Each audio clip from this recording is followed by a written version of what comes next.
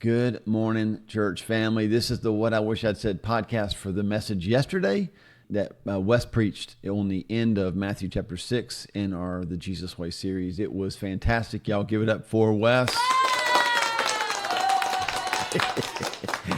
Yeah, he did a great job. I want to really highlight the one verse that he read, Matthew chapter 6, verse 24. Because I've heard this most of my life, and I've always heard it like with an angry voice, and so I want to kind of unpack this a little bit. Matthew 6:24 says, "No one can serve two masters. Either you'll hate the one and love the other, or you'll be devoted to the one and despise the other. You can't serve both God and money." Now, we hear that in all kinds of different ways. We hear words like hate and master and serve. And it's easy to have a negative connotation when we hear those kind of words. But this is just a verse about focus. All right. This is a verse about value statements. What am I choosing to place my focus on today? Right. Now, maybe in the past we've chosen to focus on the wrong things, but God created you, created me so that we could only focus on one thing. There can only be one primary thing in your life. I've mentioned this before that up until the mid 20th century, the word priorities did not exist. It was priority. Like you lived your life for a single purpose, and then everything else kind of fell into place because of that. And when we got really industrial and started doing a lot of business and multitasking became a thing, we bought the lie that we could juggle priorities. But really, if we're honest, usually what that means is we don't give nearly enough of ourselves to the things that matter most. And we give too much of ourselves to the things that matter least, all while trying to keep them going and our life from falling apart.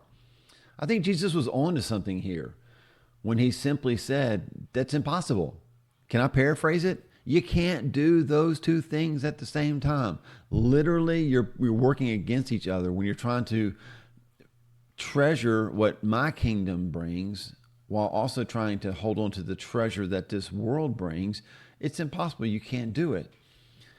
So we have to make a choice, right? The Bible's full of that. Choose this day who you will serve, right? Choose life or death. Here, Jesus is saying, choose me or money. Not that if we choose him, we have to be poor, or if we don't choose him, we'll be rich. It just means, what are we focused on, right? And that reminds me of Paul. In Philippians chapter 3, verses 13 to 14, this is what he said. He said, "Brothers and sisters, I don't consider myself yet to have taken hold of it." And it is the goal he's striving for. But listen to this. "But one thing I do, forgetting what's behind, straining toward what is ahead, I press on toward the goal, one goal, not goals, the goal to win the prize, not prizes, for which God has called me heavenward in Christ Jesus."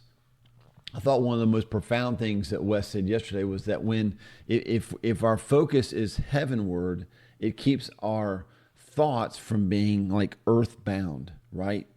So what are you looking at today? You can only focus on one thing. So I say, choose Jesus. Choose to put your focus on him and let everything else fall into place as a result. Y'all have an awesome week. We'll see you next Sunday.